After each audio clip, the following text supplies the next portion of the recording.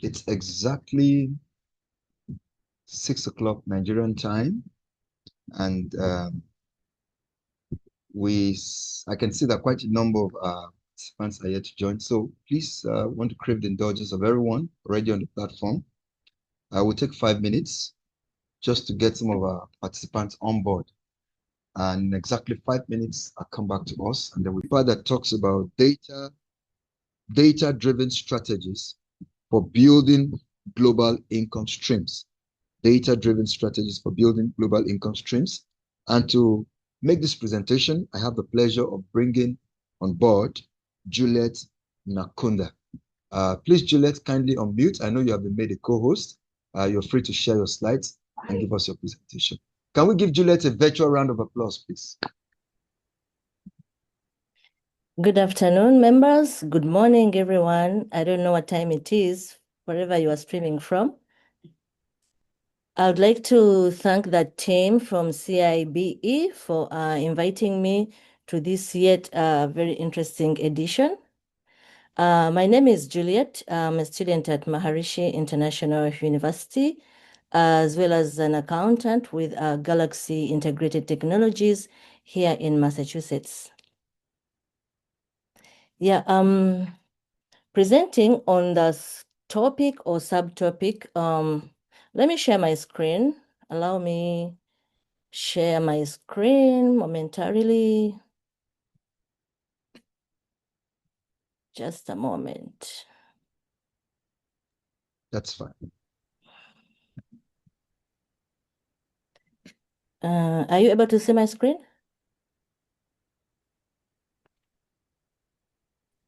Yes. I can say that. Okay. Yes, we can. Yeah, thank you so much. Presenting on the data-driven strategies for building global income streams. Yeah, as you're aware, we are living in a digital world where your location doesn't matter anymore. It doesn't matter, it doesn't determine your earnings potentiality. For example, today, like someone in Uganda, Kenya, Nigeria, or India can provide services to clients in the United States, in Canada, or Europe. Like I told you, I'm here in the United States. Somebody, could you help me mute someone who is presenting right behind me? I don't know. Please go ahead, Juliet. We'll take care. Yeah, okay. Okay, yeah, the purpose of today's session is to show you how you can turn your skills into income using data, not guesswork. And I believe by the end of this webinar, you'll be able to know how to identify a valuable skill, confirm that there is demand for it, and also build your first global income stream. For example, I'm an accountant. Like years ago, my clients had to be physically near me, but today I can prepare financial reports, I can offer tax advisories, I can consult businesses online. Like today early morning, I was filing somebody's return. Somebody, a company is in Uganda, and I was offering such a service. So, like I said, you can offer services online. A lot has changed as we can speak. So data is helping us so much. And for every slide, I'll be giving us one key. I'll be giving us a keynote. I'll be giving us a keynote to take for each slide. So here we are. The world is buying skills digitally. So what is this slide telling us? Is there an opportunity? The answer is yes. Many people still believe that the only way to improve their income is to find another job or to move to another country. But technology has changed all that. Today, businesses do hire people online every day. They hire designers, they hire accountants, they hire programmers, teachers, consultants, and many others. They are all earning income from clients they have never met in person. Like I told you just today morning, I was filing returns. I'm doing audits for clients back in Uganda. And right now I'm here in the US.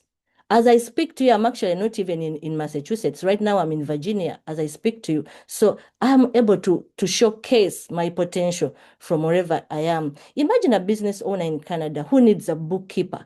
Instead of hiring somebody locally, they hire they hire somebody out of their country. So what is the key message here? The opportunity already exists. The challenge is positioning yourself to take advantage of it. You get. So look at these numbers. Those are just numbers. They only show us that millions of people around the world are already earning online. Businesses are hiring across borders because technology allows work to be done. What is the key take here? A monetizable skill is a potential asset when it is matched to the real market problem. You understand? So I can slide to the next slide. So the core presentation of the core message is in here, the slide number 3. Many talented people are struggling financially, not because they lack skills, but because they don't have a system for turning skills into income.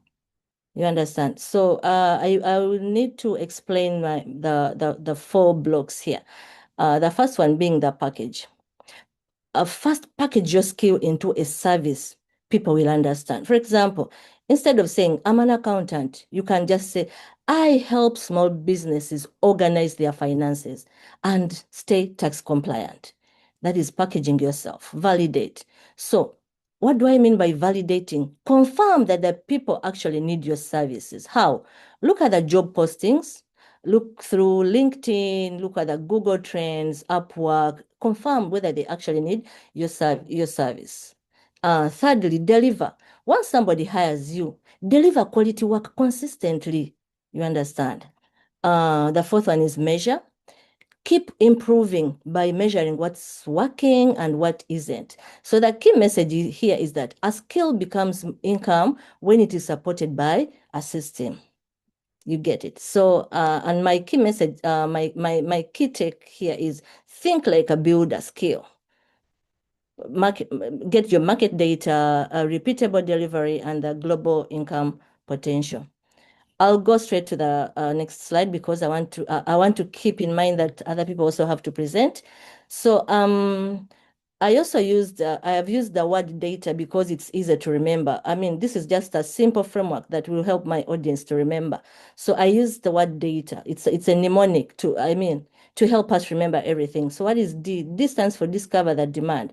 What problems are people already paying for to solve? For example, businesses already pay accountants to prepare financial statements. You get it. So A, assemble an offer. Now decide exactly what are you selling. For example, instead of saying, I provide accounting services, you can go ahead and say, I prepare monthly financial reports for small businesses. You understand? Now your offer is clear. T is test channels. Where will my customers find me? Where will the customers find you? Maybe is it through LinkedIn? Is it have I developed a website? Do I have any referral? Do I have friends, spreading good word on me? You get. So that is T. Then analyze.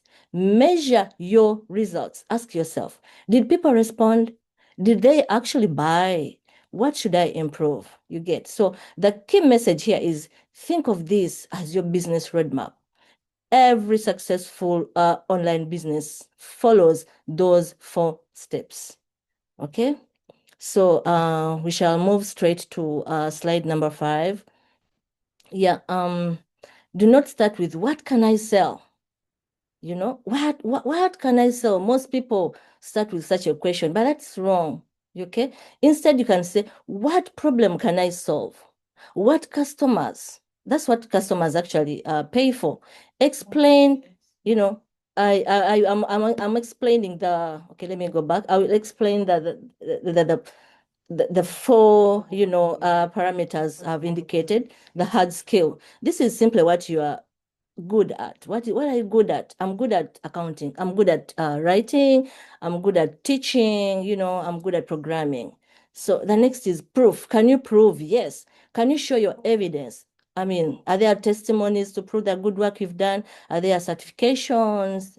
What does your experience show? Okay. So what is the pain? Where is the pain? What problem keeps my customers awake at night? That is the buyer's pain. You know, what is it that keeps them awake? A business owner worries a lot about taxes. You solve that problem. I'm sorry, I'm using so much of accounting and taxes because that is where my expertise is, you know. And what is the delivery mode? How will my customers receive my service? Is it a one-on-one service? Is it through workshops? Am I affiliated to any kind of organization and all that? You know, imagine like you are a teacher. Your skill is teaching English. So your proof is the 5 years of experience. And where is the pain here? Where is your buyer's pain? That the buyer also will say that the professions want people who know good English. Your delivery mode is online Zoom lessons. So when these four things come together, you've created a business, not just a scale. Are we together? So we shall then go to another slide of validating the data. So this slide teaches us that before you spend time creating a product or service, you must first confirm that people actually want it. You know, many businesses fail because they build first and research later. Then they will explain where to look. For example, imagine spending 3 months creating an online course only to discover that nobody actually wants to buy it. That is exactly why validation is so important. You get. So before we invest our time, money, or energy, we need to ask one simple question. Are there people looking for it already? Okay. If the answer is yes, we need to move forward. If the answer is no, we can go back and research more.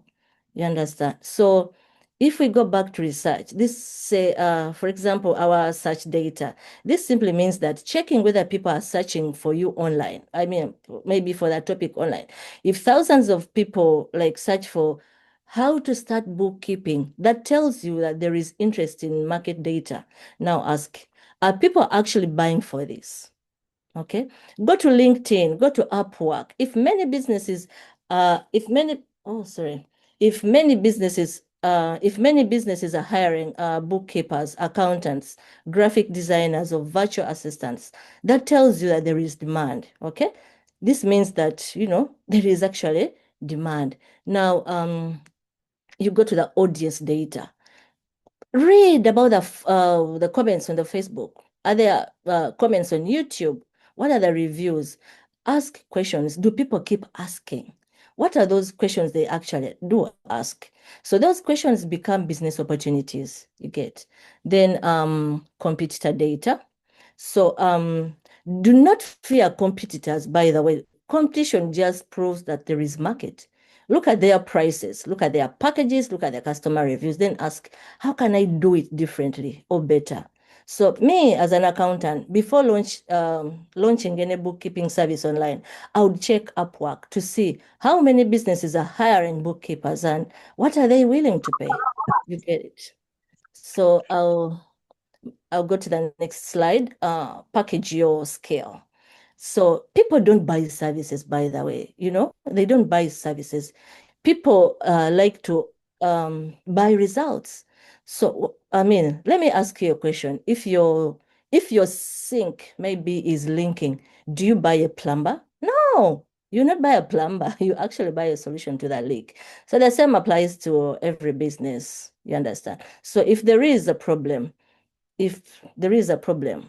what pain does my customer have? You get, I mean, I'll give an example of taxes. I mean, poor bookkeeping, somebody's paying a lot of taxes. Okay, maybe poor marketing. What is your promise? I mean, now explain to them. What result will I help them achieve? And then you explain to them. So instead of saying, I provide accounting services, you just say, I help to prepare accurate financial statements. And what is the process? People like to know what will happen.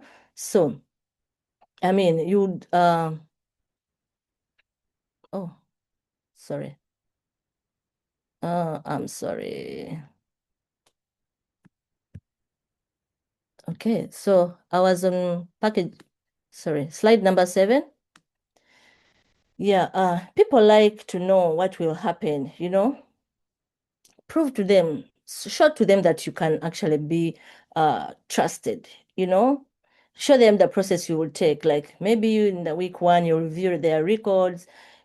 Week 2, prepare the reports. Week 3, you discuss the recommendations and, proof. Show them the proof. Why should I trust you?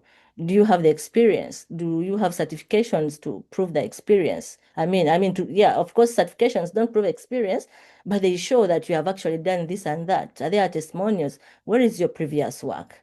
You get. So the price. Price should never reflect value, actually. No, no, no, no, no. It shouldn't. Rather, it should reflect value. It shouldn't reflect you as a highly priced person just to show your value. So, for example, I help small businesses prepare accurate financial statements without the stress of doing it themselves. So you're showing these people that you can do this as well as helping them do this, achieve that.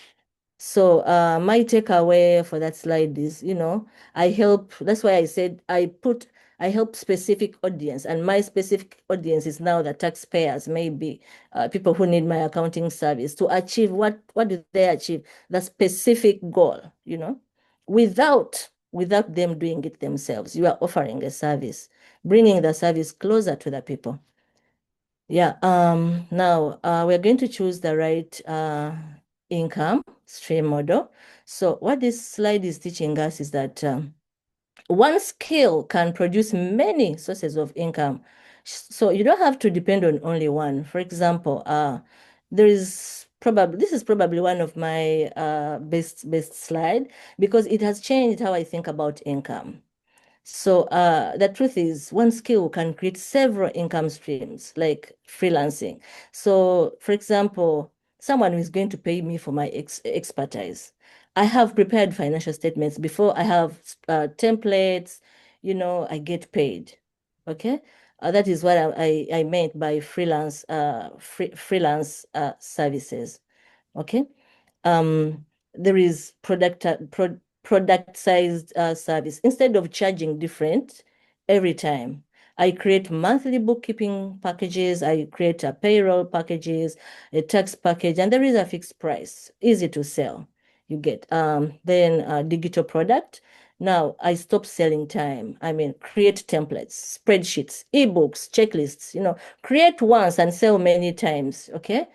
There is the course. Teach people. Instead of doing bookkeeping, you can teach bookkeeping. Okay, you can teach them, and okay, teaching them will also at one point, cut short your income. But you're spreading knowledge. You're selling your knowledge. You're also earning, not your labor.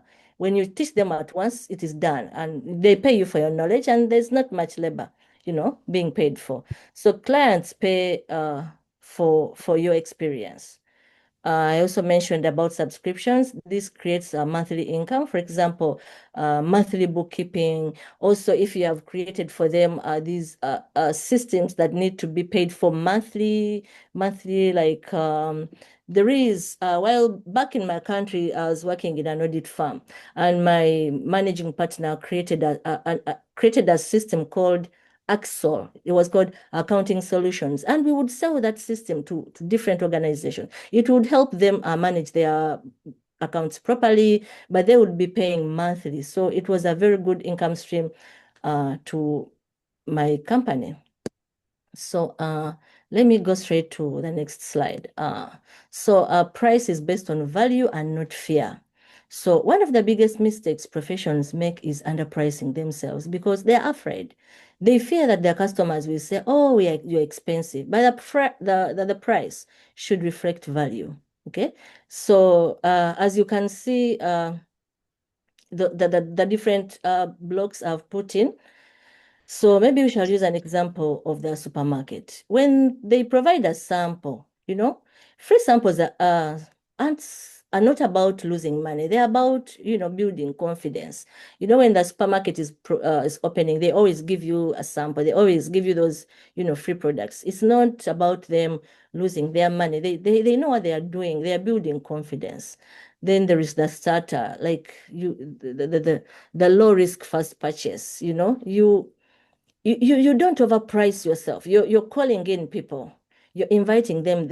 You're enticing them. You don't overprice your items. Then there is the core, This is where your most income comes from. Then the premium, this is more personal, like more attention is needed here. You kind of, praise highly. There is the recurring. I mean, the best type of income because it becomes predictable. Let me give you an example. If I save a company like 20,000 through proper tax planning, charging them 1,000 is not expensive. The client is paying for the value I have created, not simply for my time. You get. The next is visibility.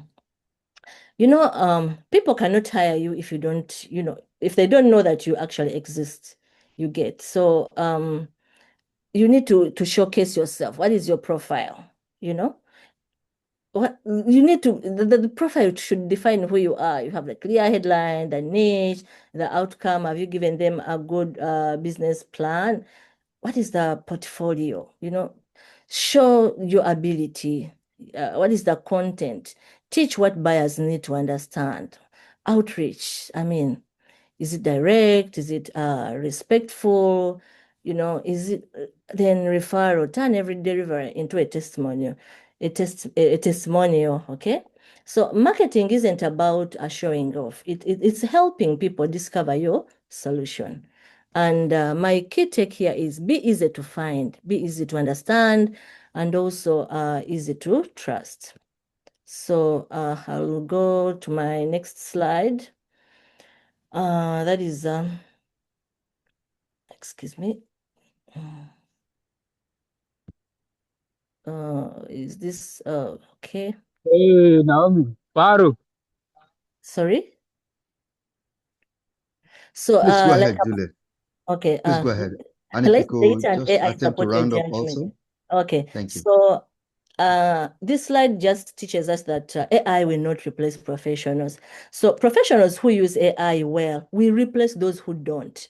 So do not be scared of AI and you say, oh, this AI, you just optimize, use the AI, optimize the AI, tell the AI what you want it to produce. AI shouldn't make us lazier, it should just make us faster. So just use it for research, use it for writing, for planning, analytics, developing those templates. But what I need to remind you is that always verify the information and protect the client's data. Do not let the AI think for you. Think for the AI. Give it what you want to modify and also review what it has done. Don't make it think for you. It shouldn't make us lazy. It should just make us faster. You get, because it has come and it is helping us and it is going nowhere. We just need to keep pace with the technology. So with that, I'll go to my next slide. We've talked about identifying your skills. We've talked about researching the market and also creating an offer, pricing it, and making yourself visible. Now, what next? What next is, that's why I really love this slide. It breaks everything we've discussed into a simple 30-day action plan. You don't have to do everything. You just have to, take the first step. The first week is all about thinking before you act. Many people rush into creating a website, designing a logo, or printing business cards. I don't want you to do any of that yet. Instead, spend your first week answering two questions. Am I ready? Am I good at this? Who is willing to pay for that skill? Okay, so now your week one is you're finding those skill. Week two, get the offer.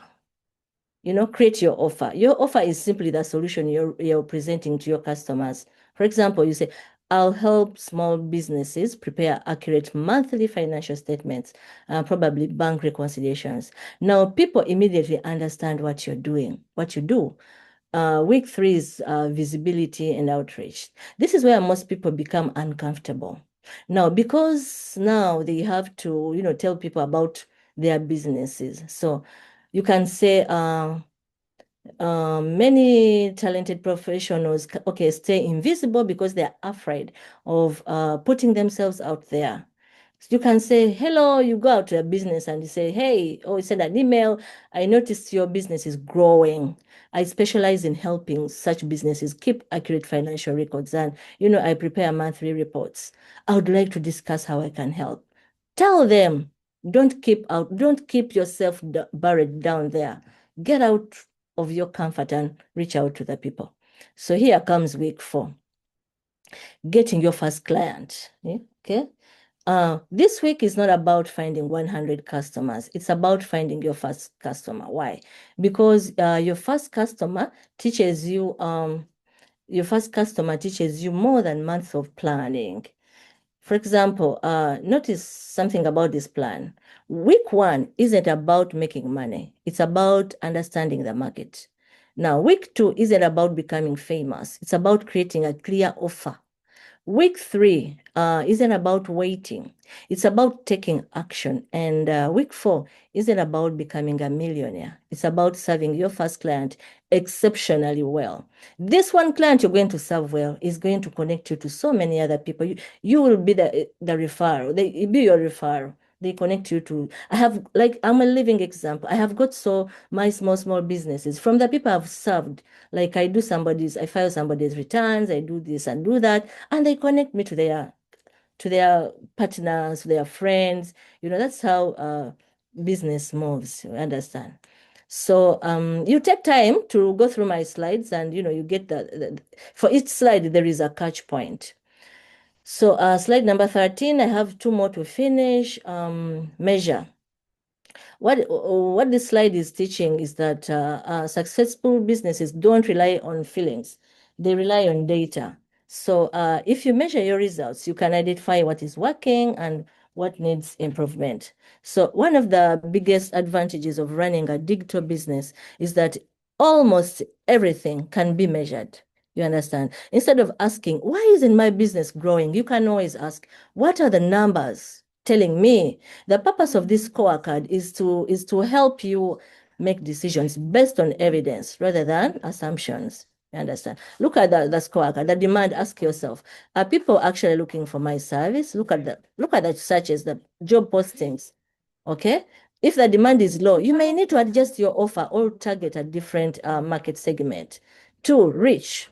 This measures whether your people are seeing you. For example, LinkedIn profile reviews. Are they seeing you? If nobody knows you exist, then they cannot become your customers. 3 is about trust. Do people believe I can help them? Build trust through testimonials or referrals and portfolio.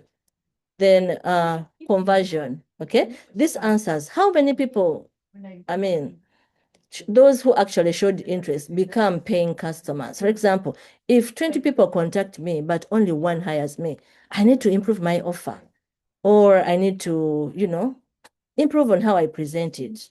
Delivery. Are my clients happy? Measure their satisfaction. Measure the repeat business. Happy customers become your best marketeers. I will not give an example on that in the interest of time, but if you still need me, I can give an example on that.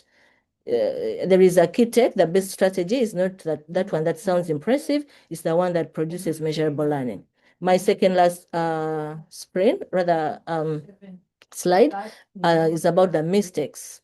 We've spent the last few minutes talking about what should I do. Now let us spend a few minutes talking about what should you avoid. The good news is that most of these mistakes are completely preventable. If you are aware of them early, you can actually save a lot of time, money, and frustration. Trying to help everyone is not a thing. Talking about yourself instead of results. Those are the common mistakes which are so avoidable. Building before researching. Research before you build. You cannot build and then you research. Charging too little. Those are problems you can avoid. Never following up. Follow up for something you have done. Follow up and get that feedback. It's very, very important. Giving poor service. The people who succeed are not always the most talented.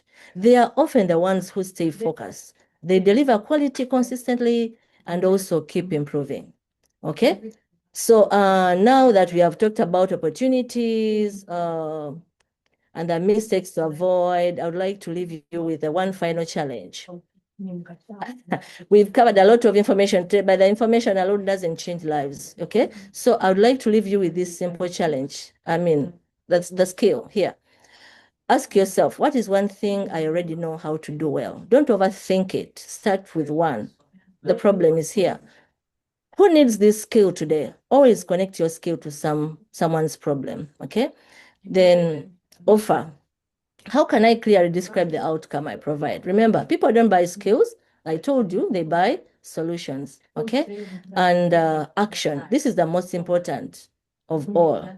So within the next 72 hours, contact at least 10 potential clients, employers, or businesses. Don't wait until everything is perfect. Start the conversation, start it. Personal encouragement. This is a great place to share something personal, okay?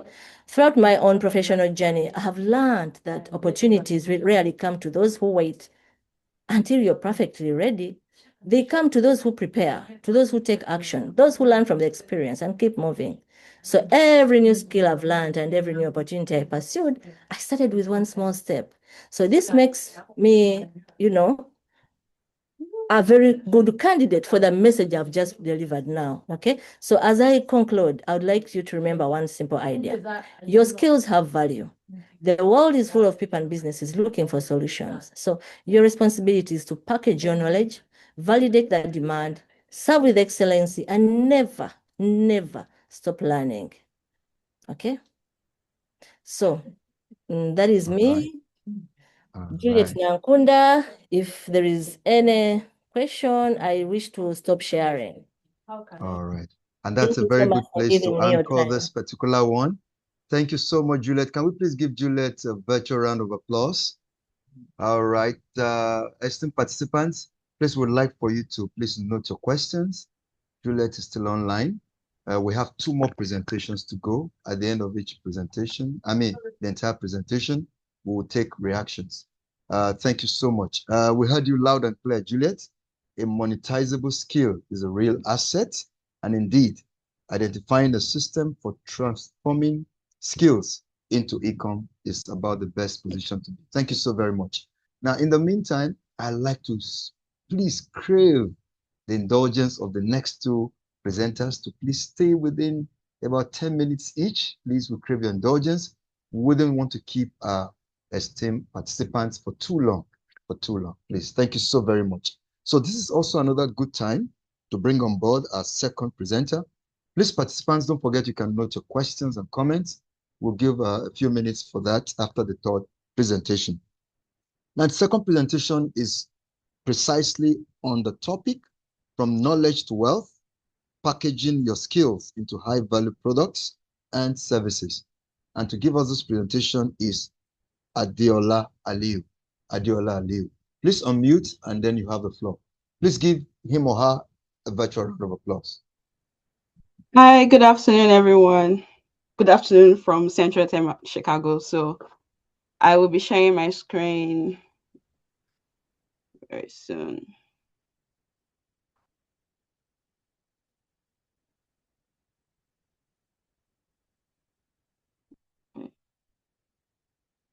Please, Adeola, also introduce yourself before your All right.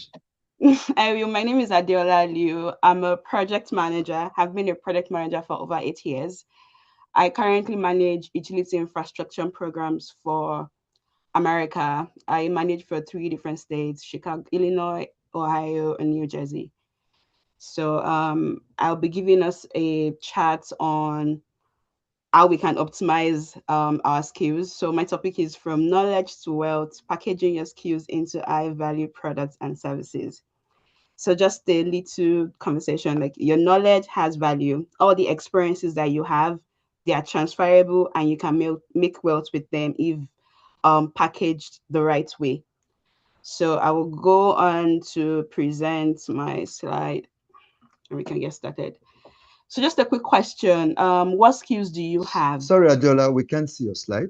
It's not visible. Oh, I'm sorry. Oh, okay. Just one moment. That's fine. Here.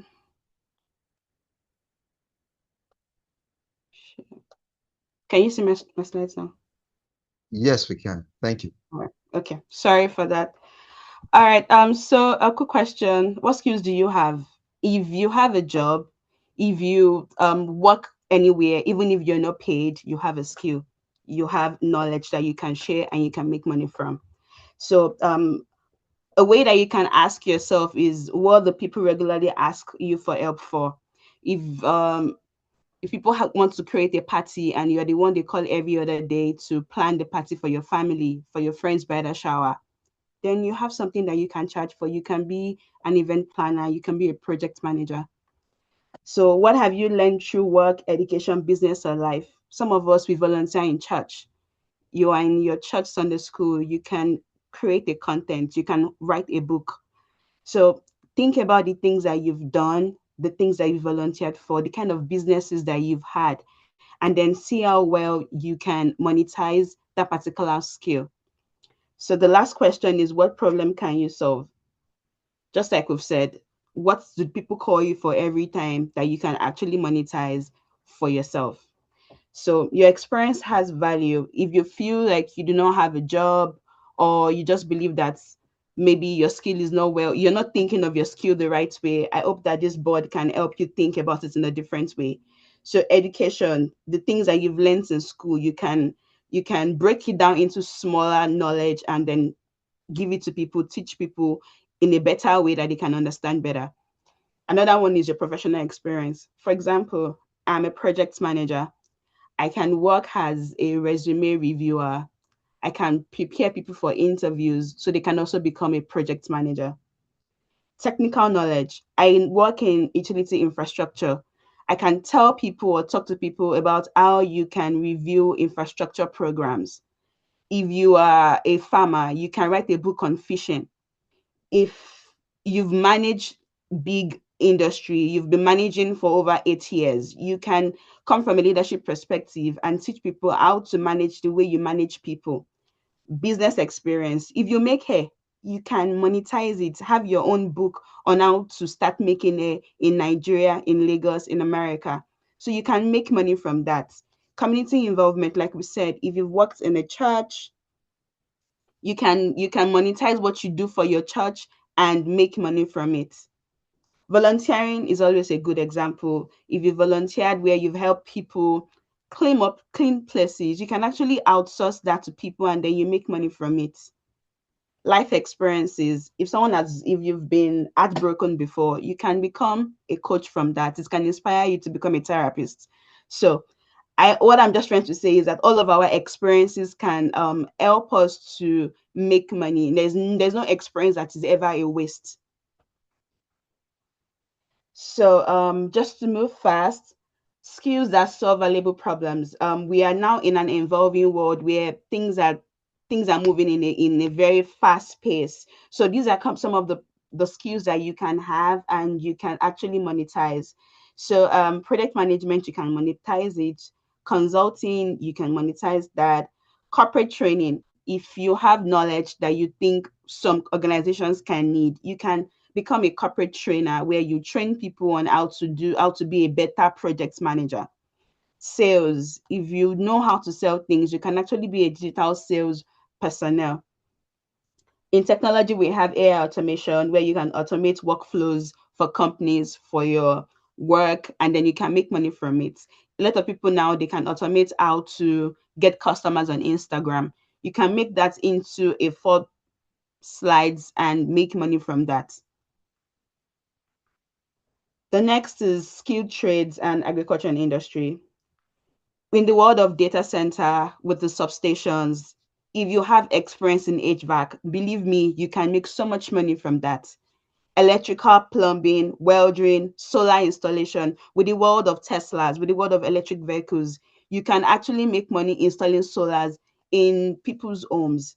Same as agriculture, commercial farming, agribusiness, and food processing.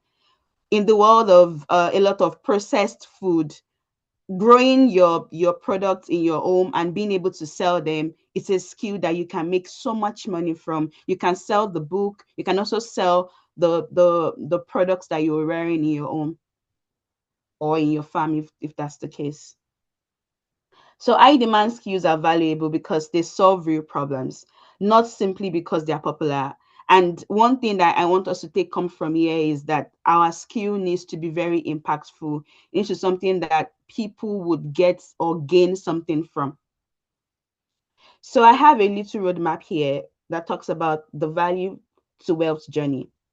So recognize the value and skill. I used the first 3 slides to talk about the kind of skills that you can have and recognizing what that skill is. So now we are where we're at the roadmap. So the first one is recognize your skill or your value. If you are good at making events successful, then you know that, okay, you should be looking around, being an event manager or being a project manager. So after you recognize your skill, the next thing you should do is to build or reposition your skill. If you believe that you have a skill in an industry that you believe is going, maybe you're a maybe you're a product manager in a software engineering industry, and they've been laying off a lot.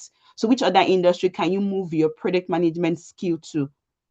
So that's how you can think about repositioning your skill. If you make braids, what can you do to advance making braids? You can start to think of wigging braids. So those are the way that you can think about repositioning your skills. So the next is to package that expertise. The person that spoke earlier, Juliet, mentioned about packaging your expertise. So this is something that we need to do intentionally. Like, you have a skill, the way that you put together that skill matters a lot, how well you'll be perceived. I can be a product manager and I'm earning $20 an hour, and somebody else as a product manager and is earning $100 an hour. If you look at both resumes, the difference might just be how one person package their resume as to how I package my resume. So the way you put yourself together goes a long way in how successful you would be in monetizing your skills. The next is promote strategically. You've packaged your skills. I know that I want to be a product manager. I've put together my resume. I've taken some certifications. Now I need to put them out there. I need to open a page on Instagram, maybe. I need to open a page on LinkedIn. I need to create an account on Indeed. So I need to be on Upwork. Those are the places. This is me promoting my brand strategically. The next is to create measurable impact. So all the people that I've worked for, do they have testimonials? Have I gotten good feedback? Can I put them in writing in my resume? References for your resume. These are things that you need to put together that would make you stand out in creating sustainable wealth. So the next is to build the skill that you need. So if you believe that you do not have any of the skills that can monetize your goal, then you can think of taking one. So you could take a course, you can earn a certification, you can learn from somebody, you can volunteer, you can use AI tools, you can find a mentor, you can go through entry level roles just to get the experiences that you need. And then you can do your research. YouTube, Google, TikTok, human interaction, asking questions. Like, I believe all of us on this call, we're Africans. We believe that, oh, don't tell somebody, don't tell somebody. If you don't tell people, people will know how to help you. So we need to tell people the kind of help that we are looking for so that we can get tailored help. You do not have to remain where you started. Valuable skills can be learned and can be transferred. So just to touch on this briefly, how do you start your skill? You identify your existing skills and gap. You choose one skill. You create an offer, product, services, or profile, and then you promote your value and start the conversations. How can you start this conversation? How can you become visible? How can you promote yourself, promote your brand, promote your opportunity? People cannot hire, refer, recommend, or collaborate with someone they do not know. So you need to use your social media. You need to check your LinkedIn. You need to create accounts on platforms, on gig economy platforms, freelancing. You need to try to teach people, and then networking, volunteering, industry events, word of mouth, and referrals. These are ways where people can know about what you're doing, what you're trying to do, and what you're trying to look into. And let's know that, like, we cannot only consume from social media. We can't just always buy data to consume, to see what is trending online. It's also best for us to use social media to create opportunities for ourselves. We can't be the only one consuming. We should be able to also give back to social media, if that makes any sense. So we're not just consuming, we're also creating content, creating opportunities for ourselves. Tell people what you do, tell people what problems you can solve, Tell people how you can help them. Promotion is not bragging, it is making your value visible. So, like Juliet said, impact comes before wealth. You cannot be aiming to make money. The first thing you need to do is to create impact. How can I help people? You have to be full of empathy to actually make money. You need to have a lot of impact that you're willing to give to people to be able to earn from it. So think about it like, am I saving time? Am I improving processes for people? Am I helping businesses grow? Am I helping a difficult situation become an easier one? Did I help somebody get a job? In my case, have I helped people to transition into product management since I've become a product manager? So these are things that you can think about that can create results, that can create trust, that can create and build a reputation for your brand, that can lead to referrals and opportunities. So turn skills into solutions. Like when you have your skills, you can work as a consultant. You can become a corporate trainer. And these are things that I've already spoken before. You can create templates. You can become a speaker, and you can create your own digital product, and you can become a coach. Your expertise, your experience, your results, your stories, your reputation, your credibility. And for people that they believe that, oh, maybe they don't have this kind of a particular skill that they need, oh, I don't have the skills to use AI, you can learn it. You're not starting over. In my case, when I was in Nigeria, I was a project manager for a banking sector. Now I work as an utility infrastructure project manager. I do not have any kind of educational experience in substations, distribution, power grid. I don't have the experience, but I learned how to get into that industry through strategic thinking. So that is what we need to do, the right networking. I know people who are makeup artists and they are now working in nursing, they are now nurses. So let's think about it that way. So what can you do with your skills? You recognize them, you reposition yourself, you package your skills, your value, you promote it, you create impact, and you build wealth. That's all from my end. So if you have questions, I Wow. will be. Thank you so very much. Please, can we give Adeolu a round of applause as well? Adiola, I beg your pardon. Thank you so very much. We appreciate you. So Adiola is still right much with us on the Yeah. platform. Please note your questions. We would come back to her much later. Thank you very much. I mean, again, we heard all that you have said, especially that if any of us loses our jobs or the jobs disappear tomorrow, what skill would people be willing to pay for? And of course, impact comes before wealth. Thank you so very much. We appreciate that presentation. So finally, for today, I'd like to bring on board for the third presentation with the title, Building a Global Personal Brand, Positioning Yourself for International Opportunities. Please, with a virtual round of applause, help me make welcome Faith Nayebal. Thank you, Faith. Please introduce yourself and then you can go ahead. I think okay.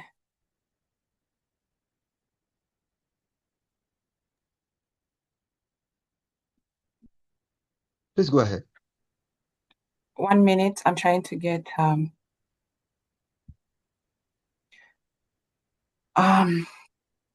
do I start? The previous presenters really did a great job. And I liked some of the things that they were highlighting, and I think I'll get to use those in my presentation, which is actually a privilege that I get to present last. In a world where one can become so many things, can become a lot of things in this world, you can become a waitress in a cafe, you can become a tutor, you can become a student, maybe in a certain university. What matters currently is not just your job title, it's not your degree anymore, but it's your personal brand. It's how you brand yourself, and not just any kind of brand, but a brand that sells you across cultures, that sells you across borders, that can transcend across different borders, and also culture ways you're able to, break through. My name is Nayeba Faith Isabella. I'm an accountant with over Julie just told us that we shouldn't introduce ourselves as accountants, but I help businesses provide things like accounting services across, I would want to sell myself globally, since I'll be talking about building the personal brand. So mainly I'll be focusing on how do you position yourself for international opportunities. Many of us have moved from different places to come to the US. Some have moved from the US to different other countries, but it's according to how you define global, and how are you positioning yourself, for these global opportunities. Trust me, there's a bunch of them. It doesn't stop with the US. There's so many other countries, so many other global opportunities available. So I'll be walking us through how we can position ourselves and see ourselves come through to success. Moving on to the next slide. One sec, we need to move this on the side. Okay. Yeah, so the boundaryless career era. Right now, we are in a boundaryless career era where someone in Uganda can work in the US, where someone can work in different other countries, regardless of where they're stationed. But this is possible because of the digital tools that we have in place. Remember the days when we used to, when career meant working in one place for over maybe 40 years, and you get to retire with maybe a gold medal, or maybe they buy you a small gift. Hey, he served us for, 40 years, But right now, things have changed. It's according to how you position yourself. How much more can you make? Because my friends usually tell me, like, if you get to stay in one position, then if you get to stay with one organization or one position, then you don't get to grow. Your mindset is limited within the organization. But today we'll be looking to see how can you set your individual career management, like how can you set up yourself for success outside your organization, not thinking through the organization, like I have to go through the ranks of the organization. Nope. You can think globally outside the organization. How can I position myself for something that is much bigger? Because we're working in a globalized market, it's no longer organizational like it used to be. So a globalized labor market. Currently, firms are adopting as much changes as they can, and individuals need to stay agile. As an individual, you need to look around, do research, and see how do you stay up to the trends. If AI is trending, then how do I learn AI? I would want to commend SCCA Global for, they have been carrying out a number of sessions when they're teaching people how to use AI, different AI tools. I would urge us to, take on those classes and learn. How do you stay agile? Learn those skills, like people were saying, my previous presenters were talking about skills and how you can learn them. You need to stay agile. All in all, you have to stay agile to see yourself positioned for the global market, because like Judy said, opportunities are not for those that sit back. It's for those that are prepared. They usually come to the prepared. So how are you preparing yourself for the rapidly changing markets? Individual as an entrepreneur, you have to view yourself as a product. You have to view yourself as a product, but at the same time as an active manager. You are the product. We've seen so many advertisements talking about product A, how it will help you do this and do the other. Now, in this case, you're the product. So you'd want people to know you. This is product A. I am the product A, and I do this and do this. Yeah. And also being an account manager of one sales career is being able to see, as an account manager, I'm managing my own career. What do I need to invest in? What do I need to put in to be able, to grow my career path? So as an active manager, I would want to know what skills do I learn, like they were talking about. What cultures do I need to learn? Is it a language that I need to learn? Is it a platform that I need to get enrolled to, as a manager? So you're both a product and as well as an active manager of your own career. Then strategic alignment, still we're talking about how, you can achieve a boundaries career era. In this boundaries career era, strategic alignment, balancing your professional development with a visible, strong, and digital presence. Right now, we have a lot of platforms. It's according to how you, again, envision yourself. For example, you find different people on TikTok, people on Instagram telling stories. But as a person who is trying to position yourself, have a digital presence, not just any digital presence, but a presence that would help you, go international. How are you I would say putting yourself out there? If I'm an academia, maybe, or maybe I'm into research, I would look into like using things like platforms like ResearchGate, being able to publish my research, being able to do numerous publications, so that I get to connect with different people through them citing my work, maybe recommending my work. That way it would give me mileage. There's also LinkedIn. How do I use LinkedIn to get myself like digitally present there? The other day, I was privileged to do about national, I would say an international presentation, and it gave me kind of like a presence, because after that I would go to rub shoulders with a different people, big people from different organizations. So it comes back to how do you digitally ensure that you're present? LinkedIn is one of the things that we use. So I would urge you as well to, see how you can use LinkedIn and all that. So accumulating global career capital. How do you ensure that you have accumulated global career capital? What makes you international? It depends also, it comes back to what makes us international. Is it a stamp on your passport, or it is something deeper? Is it something deeper, or it's just that stamp that they will stamp in your passport and you're like, hey, I'm international right now? No, I think it's much deeper than that. Internalization of your CV. Yeah, one will be seeking international diplomas and certificates to build your symbolic capital. Don't just sit back. Oh, by the way, you'll see a number of diagram, maybe I would say pictorial graphs. You can screenshot those and zoom them in. If I had time, would zoom in and then go through them. But given the time limit, I'll be skipping those. So one would be seeking international diplomas and certificates. Go online, look at those many certificates. There's like a bunch of them that you can take that would help you, give you a mileage, especially internationally. And I believe, like we said, opportunities don't come to those that are seated back, but those that are prepared. And I believe that would be one of the ways you can prepare yourself.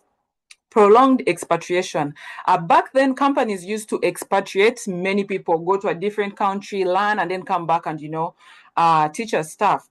But right now, you have to look at how can you expatriate yourself? How can you move yourself? How can you put yourself out there? And of course, being able to expatriate gives you that first-hand experience in diverse business opportunities.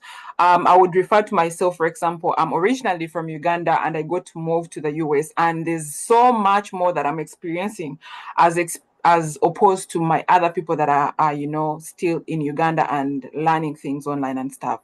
And then skills and certifications. The previous presenters did a great job on highlighting that. I feel like they really did a great job. Skills, what skills do you think would help you excel, especially if you're trying to go global? I will be looking at things like communication. You'll be working on different projects with different people. I would want to see, can I collaborate? Can I speak different languages? Do I understand culture, people's culture? Because you don't want to appear funny when it's not funny. So you need to learn different people's cultures. How do people, operate? If I go to Nigeria, if I go to the US, if I go to UK, if I go to, how do people conduct themselves? I need to know the cultures. I need to know the culture. So that is one of the skills I would say that people need to learn, learning people's cultures. Well, I don't know if it's a skill, but that is one of the things that you'd also need to learn. But overall, skill certifications would be also one of the great ones that you can have. And I think the previous presenters did a great job on highlighting the different skills and how you can, learn those skills. Positioning yourself for global success. Imagine being able to, for example, friends of mine who are in Uganda and actually working in the US. You're actually working in a low I wouldn't say low cost of living, but you're actually earning in a high cost of living region. That would really, really position you for success quickly. So I believe I would call it remote wealth, being able to leverage on the digital skills to earn in USD, in euros, anywhere in the world. That's why I was giving an example of, people being in different areas overall, but they're working in, like Julie was explaining how she's in Boston and then she's working for people in Uganda. That is a great skill that, you can have. But how do you achieve that? One would be language proficiency. You can't be able to achieve that if you can't speak the language. I mean, how will you communicate to these people? One of my friends recently challenged me, and she told me that she has been positioning herself. Actually, she's one of the people that um, I feel like challenged about. Yeah, she'd been telling me that she's trying to position herself for a global market, and I kept asking her, oh, that's nice, like listening to her stories. But one of the things that she did is go on and take different languages, learn different languages, because she believed for her that she was positioning herself for global success. And guess what? Recently, she was actually hired by the UN in Germany, and her language is learning, being bilingual, learning French and stuff is something that really helped her a great deal because she could speak the language. So if you're planning to position yourself for global success, one of the things would be language proficiency. Of course, international mobility, international events. How often do you go for these international events? Like I said previously, I was privileged to present on an AI Connect platform, which was really a good deal. Can you look up for those international events that would give you mileage? But also, as well as being able to do global research, are you able to like research around and see how you can position yourself for this success better? Then international web identity. Times have changed, previously we did our interviews in boardrooms. They'll call you, come to my company, you sit in a boardroom, there's multiple HRs and everyone. But right now times have changed. We're using actually Google to do those initial interviews. Can even be a phone call. So how do you the intentional web identity? Yeah. How do you ensure that right now, because people, even before they interview you, they'll first look you up. I've had scenarios where I've had like interviews and I'm going to be interviewed by like a controller or something, and I have the chance to look them up, check their LinkedIn profiles, check their Google, and see how they are, positioned. So a person who is built an intentional web identity would be easy to deal with, because I mean, if someone looked you up, what pops up and would talk so much about you? What does LinkedIn say? What is ResearchGate talking about you? It makes it easier for you, especially in different rooms. So one is, how do you intend to intentionally build your web identity? Like I've said, it's so much more like you're interviewing for something, someone will just quickly look you up.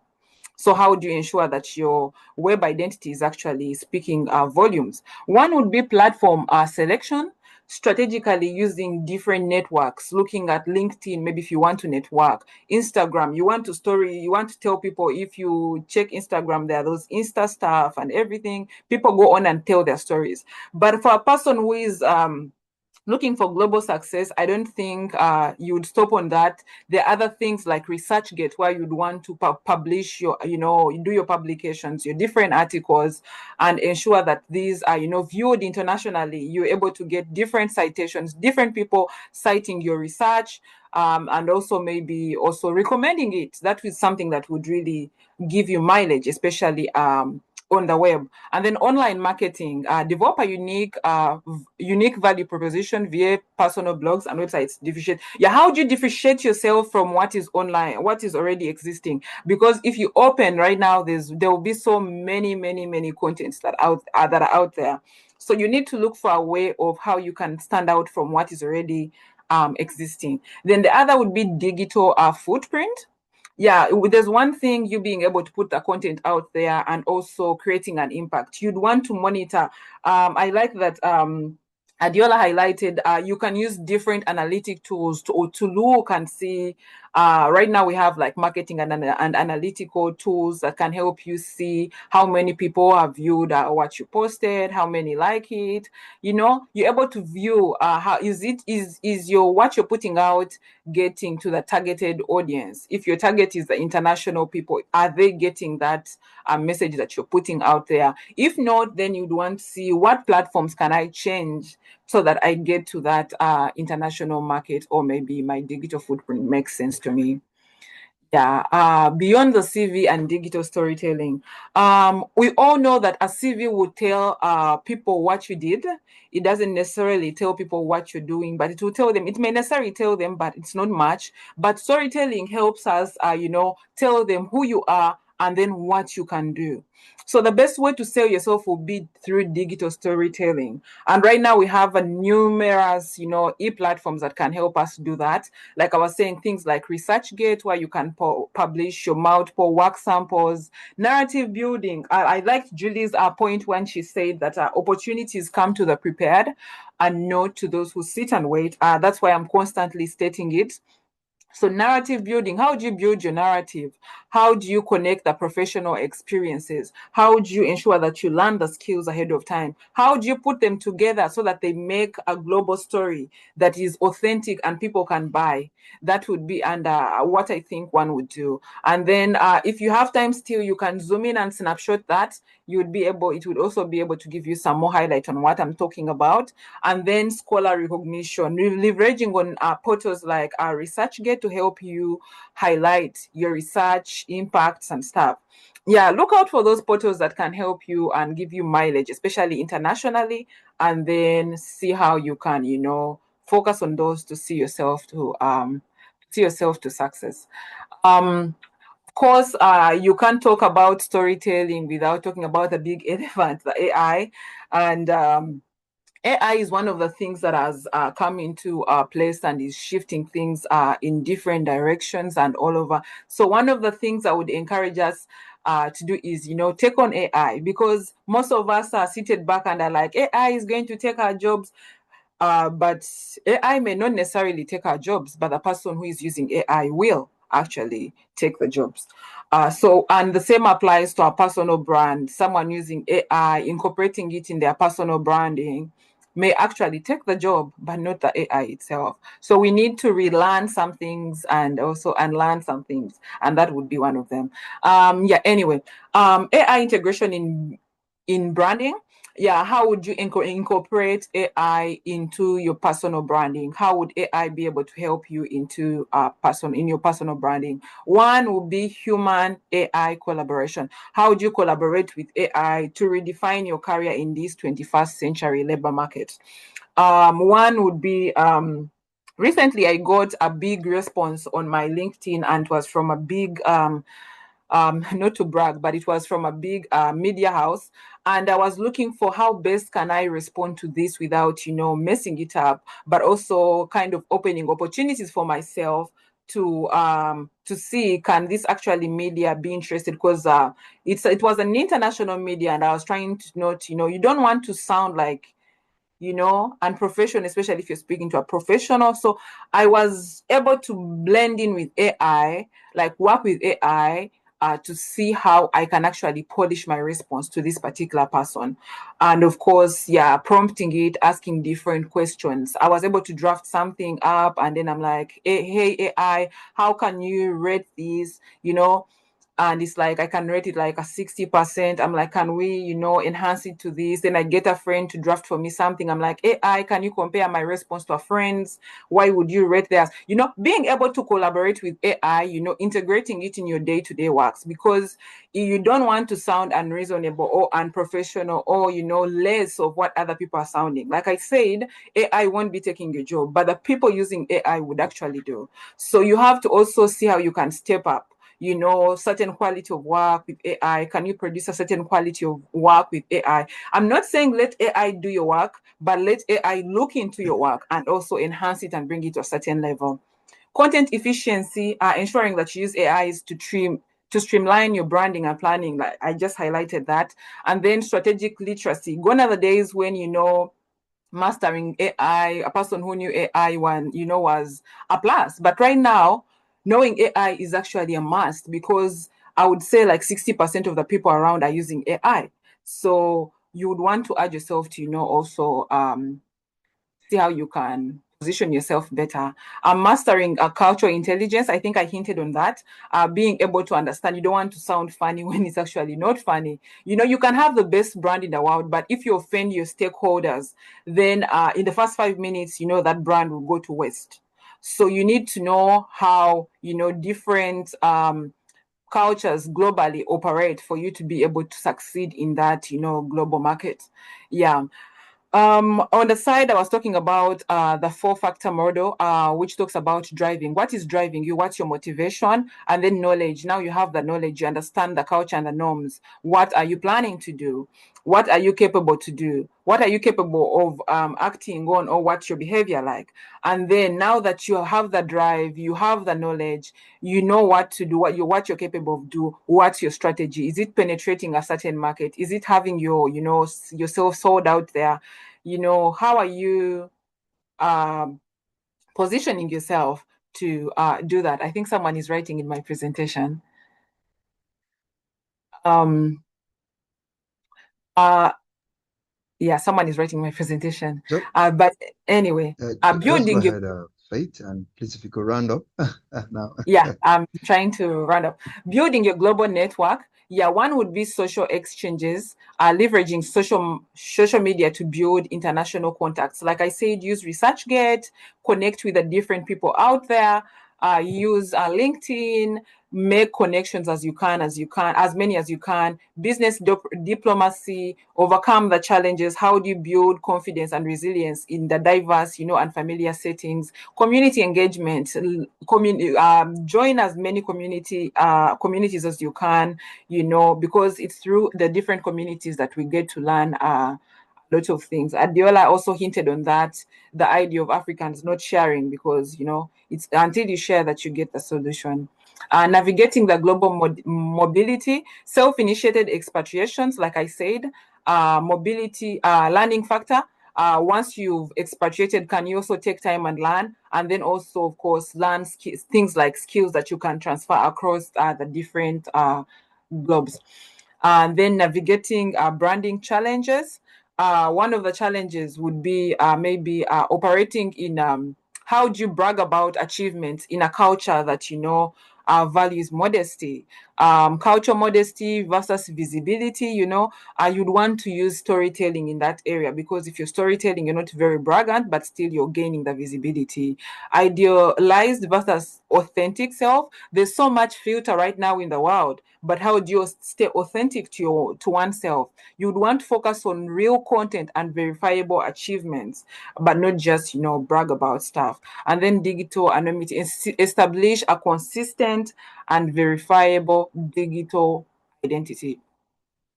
The roadmap would look like this, maybe, probably, while you audit your presence and your footprints. Like I said, look through ResearchGate, LinkedIn, and see how you're doing. Accumulate international capital through certifications. Do as many certifications as you can, especially not just any certifications, but certifications that would sell you globally. And then enhance your cultural intelligence. Learn the different cultures and see how you can actually succeed in those different cultures. Then network proactively across the cultural borders. Thank you so much. That will be my references, where I was referencing for some of that. And thank you so much for the opportunity to present today.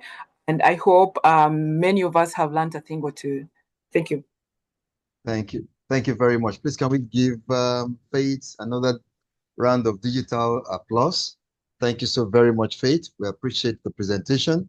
Indeed, we're in a boundaryless era, which is enabled by a lot of our ICT tools and solutions. And of course, beyond our CVs, the digital storytelling is very critical. Thank you very much. Esteemed participants, our time is fast spent, but again, it happens when you're having very robust and interesting conversation. So we would have room for only perhaps one comment. So if you have a comment or you have a question, can you kindly unmute? Otherwise, all other questions can be put in the chat box, but we have room for at least one voice commentary. Anyone? You can go ahead to unmute and let's have your comment or question as well.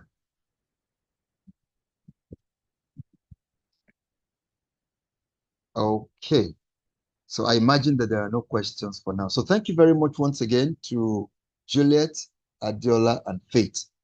This would be a good time for me to quickly bring in the African rep, CIBE, for I think some very important information, announcements. African rep, please go ahead. Yes, sir. Good evening, sir. It's been a wonderful evening here, and a very big thank you to all the presenters.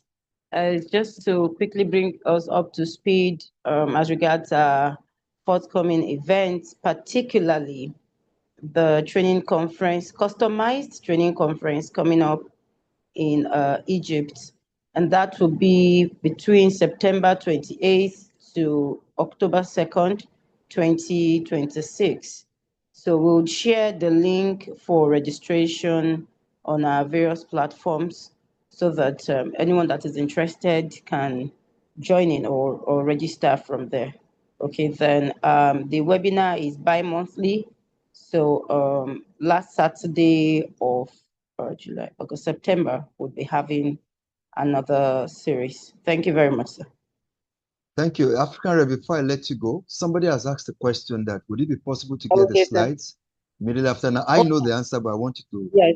Yes, we are going to share the slides. We'll share the slides on our various platforms. Then also, sir, permit me to add, if anyone here is not yet on we have a platform, is a WhatsApp platform for the bi-monthly webinar. So please, if you are not yet on the platform, you can drop your phone number on the chat box, or I would also drop the official number on the chat box so you can send a DM after the webinar. Thank you very much, sir. Thank you very much. And just to reinforce that, our esteemed participants, please, the African rep is going to drop a mobile number on the chat box. And so you can pick the number and DM her. Okay, our time is fast spent, but I'm going to take one more respondent. I see a hand, Sam Ojikutu. Please unmute and let's quickly have your comment.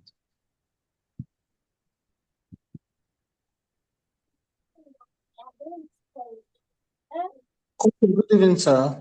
I'm just going to evening. react to African Rep just mentioned. So she can share the actual WhatsApp link on the chat box, and those connect to the link directly. All right. Okay. All right. So African rep, that's another suggestion. Thank you very much. Distinguished participants, thank you very much for keeping faith with us. As always, CIBE, this will be a very good time to bring in our international president, Professor Paul Adejola, for a few words, as we call it a wrap in this particular webinar. Prof, sir, can we have your comment if you're available? Thank you very much, Associate Professor Lambe and our presenters. Without any out of doubt, we know today has been insightful and impactful as well. I said in CIB as well as ACCFC Global have great potentials in the house. I personally, the only statement I just want to make here is that knowledge applied, we say that is wisdom. All these solutions are there, and all we just need to do is to take practical steps. The three papers presented today, I can tell you, I have my own jotter here also. I am picking a lot of things. If I want to make reference now, the first speaker, you say you don't just come introduce yourself as you are an accountant. People are no longer after titles. I've put it in another way again. It is not by certificate. It is by certificates. People want solutions. Wisdom is not in words. It is in words. I love this. That's okay.